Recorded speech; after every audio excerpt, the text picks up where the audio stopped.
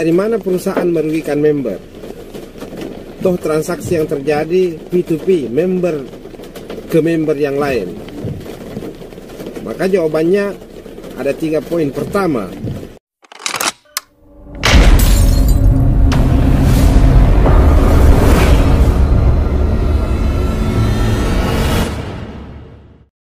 Assalamualaikum warahmatullahi wabarakatuh.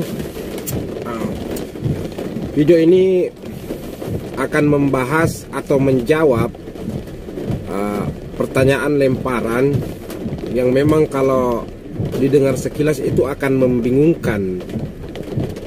Beberapa pertanyaan itu sebenarnya mirip, tetapi tujuannya sama, untuk mengaburkan penipuan dalam sebuah aplikasi. Misalnya begini, untuk kasus VTube misalnya, dari mana VTube merugikan member? Toh transaksi yang ada itu adalah transaksi member to member. Perusahaan tidak mengambil uang member. Transaksinya itu P2P, member ke member. Lalu dari mana perusahaan bisa merugikan member?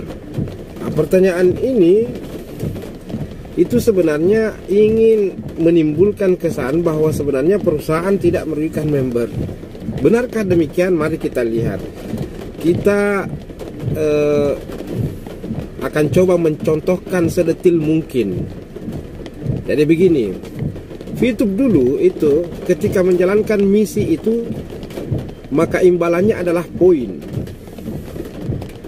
Dari mana sumber poin? Sumber poin itu dari perusahaan. Jadi saya ulangi, sumber poin dari perusahaan, bukan dari member.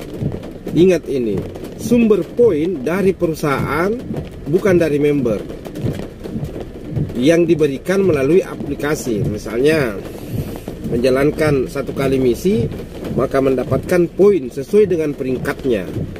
Poin itu berasal dari perusahaan, berasal dari aplikasi.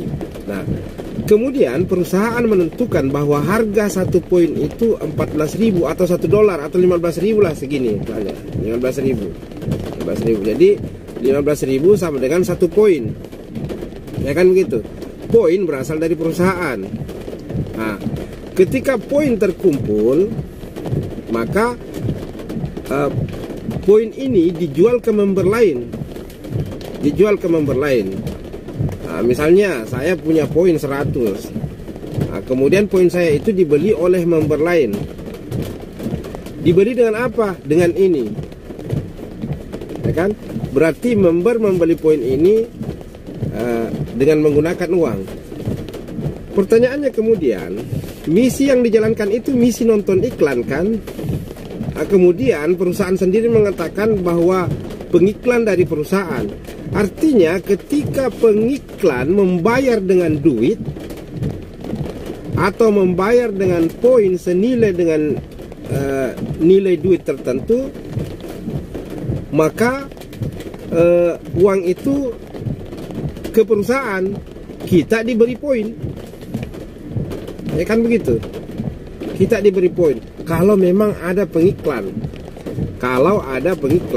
Jadi kita diberi poin, perusahaan mengambil uang dari pengiklan. Ya kan? Nah, kemudian poin itu dijual member antar member. Betul, member antar member. Maka dengan demikian perusahaan membuat sistem transaksi poin antar member. Nah, maka ketika ada resiko kerugian dari transaksi itu, maka perusahaan pembuat sistem itu mesti bertanggung jawab. Ya kan begitu? Nah, karena sederhananya begini, kalau poin ini bernilai 15.000 sesuai ketentuan perusahaan, kenapa mesti pakai poin? Kenapa ketika menjalankan misi langsung kasih duit? Toh perusahaan sendiri mengatakan 1 poin itu nilainya 15.000 atau $1. Kalau banyak konten kreator itu mengatakan, wah di tempat lain itu menggunakan poin, iya, tetapi poin itu berharga. Sekarang pertanyaannya, poin itu berharga apa tidak? Kalau berharga, kenapa mesti malas membeli atau tidak mau membeli atau susah mencari investor?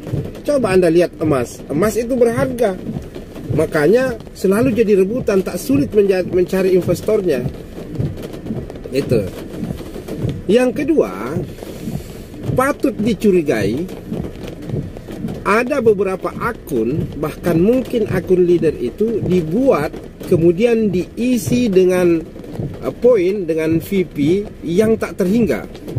Dari VP itulah kemudian dilempar ke member. Misalnya nih, saya pemilik sebuah aplikasi.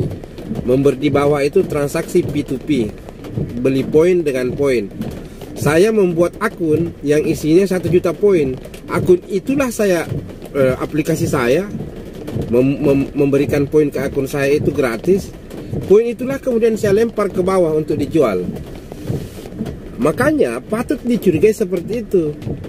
Ini juga saya yakin akan menjadi cara aparat untuk meneliti di mana letak money game dari permainan seperti ini. Karena gampang, sumber poin pertama itu dari mana?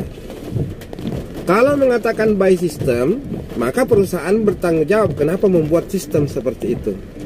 Atau seperti opsi kedua, ada akun dari leader yang atau dari orang-orang tertentu yang diisi dengan poin banyak, poin itulah kemudian dilempar ke bawah. Terjadi transaksi otomatis yang memiliki poin, memiliki uang yang banyak. Makanya sebagai kesimpulan, kalau ada yang mencoba menyamarkan, apakah dengan pertanyaan atau pernyataan bahwa dari mana perusahaan merugikan member? Toh transaksi yang terjadi P2P, member ke member yang lain. Maka jawabannya ada 3 poin. Pertama, perusahaan harus bertanggung jawab atas poin yang dibuat, atas sistem yang dibuat. Jadi saya ulangi, perusahaan harus bertanggung jawab atas sistem yang dibuat. Sistem apa? Sistem bahwa member harus membeli VP dari member lain. Kemudian perusahaan yang menentukan nilai 1 poin, 1 VP itu. Karena perusahaan membuat sistem itu, otomatis perusahaan tidak bisa langsung lepas tangan kalau terjadi apa-apa. Itu yang pertama. Yang kedua, perusahaan menerima duit dari pengiklan, yang mana pengiklan itu katanya dari perusahaan lain, kalau ada pengiklan ya. Tetapi perusahaan tidak memberi duit kepada membernya. Padahal slogannya itu menonton iklan dibayar. Tetapi yang diberikan itu poin. Jadi ini tentu aneh. Perusahaan menerima duit dari pengiklan, lantas membernya diberi poin, ya kan? Lalu slogannya itu menonton iklan dibayar dengan poin, maksudnya gitu. Nah, kemudian dibuatlah sistem seperti poin pertama tadi, sehingga member merasa menghasilkan uang, padahal tidak sadar uang itu dihasilkan dari transaksi poin antar member. Yang ketiga, patut dicurigai ada akun, ini biasanya akun-akun leader. Ini sangat mungkin analisa ini, yang diinjeksi VP, diberi poin dengan jumlah yang banyak. Dari situlah kemudian poin itu dijual ke member di bawah. Ini bisa diteliti ini dengan forensik IT. Saya kira pihak aparat jika melanjutkan atau menindaklanjuti kasus ini pasti juga akan menempuh cara ini. Jadi ada beberapa akun, misalnya saya pemilik aplikasi, kemudian akun saya disuntik poin yang banyak, kemudian saya menjual poin itu ke member di bawah, otomatis hasilnya tentu buat saya. Saya kira demikian. Assalamualaikum warahmatullahi wabarakatuh.